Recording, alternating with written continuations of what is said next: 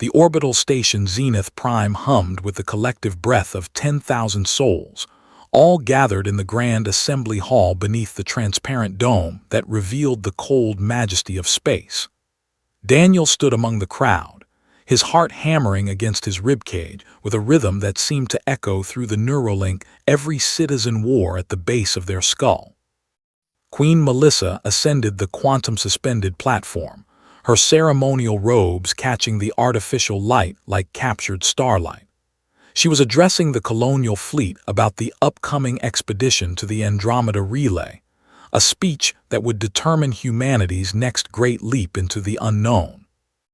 Daniel had calculated this moment for months.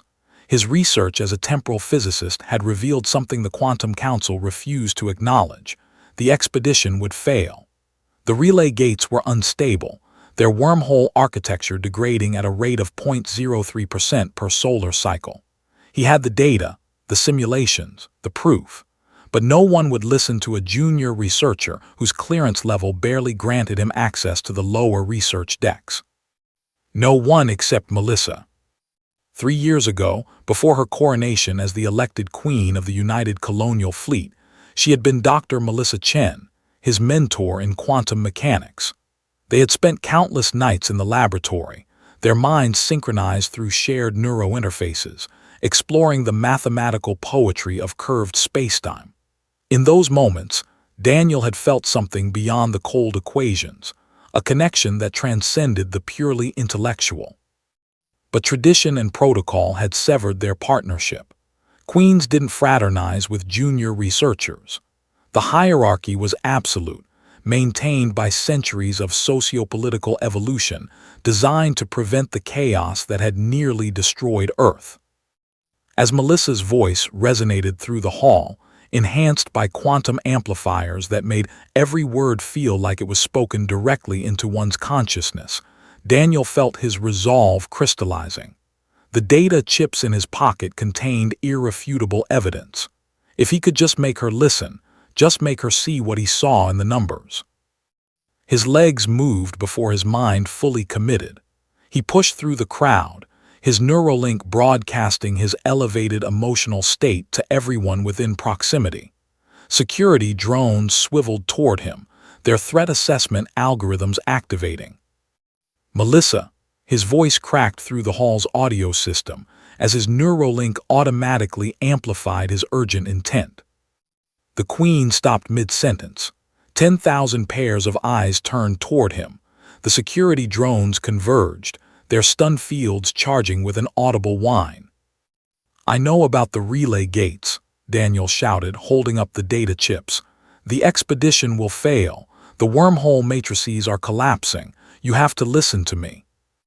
The drones were nearly upon him when Melissa raised her hand, a gesture that every system in the station recognized as absolute authority. The drones froze midair. "Let him approach," she commanded, her voice steady despite the shock that flickered across her features. Daniel climbed onto the platform, his hands trembling as he offered the data chips. But as he stood before her, separated by mere inches, something shifted inside him. The prepared speeches about quantum decay rates and structural integrity coefficients evaporated. "Melissa," he said, softer now, and the Neuralink carried not just his words but the raw emotion beneath them, the 3 years of suppressed longing, the dreams where they still worked side by side, the ache of seeing her elevated beyond his reach. "I didn't come here just for the data. I came because I can't exist in a universe where you don't know the truth, not about the gates. About me." Her eyes widened. Around them, the crowd's collective neuropresence buzzed with anticipation and scandal. "I love you," Daniel said, and through the Neuralink, everyone felt it, the genuine, terrifying vulnerability of the confession. "I have loved you since the night we solved the Heisenberg quantum paradox together. I love you not as a queen or a figurehead, but as the person who taught me that the universe is more beautiful than any equation can capture. And if this expedition launches without reviewing this data, I'll lose both the woman I love and any chance of saving 10,000 lives." The silence in the hall was absolute. Even the station's ambient system seemed to hold their breath. Melissa's face flushed crimson, a biological response no amount of royal composure training could suppress. Her hand moved swiftly, covering Daniel's mouth with her palm, her touch both gentle and desperate. "Daniel," she whispered, but her Neuralink betrayed her, broadcasting emotions she couldn't hide. Shock, yes, but also something deeper, a mirror of his own feelings, suppressed by duty and protocol but never truly extinguished. "You can't," she said, her voice barely audible despite the amplification. "Not here, not like this." But her hand remained on his mouth, and through the physical contact, their Neuralinks synchronized in a way that hadn't happened since her coronation.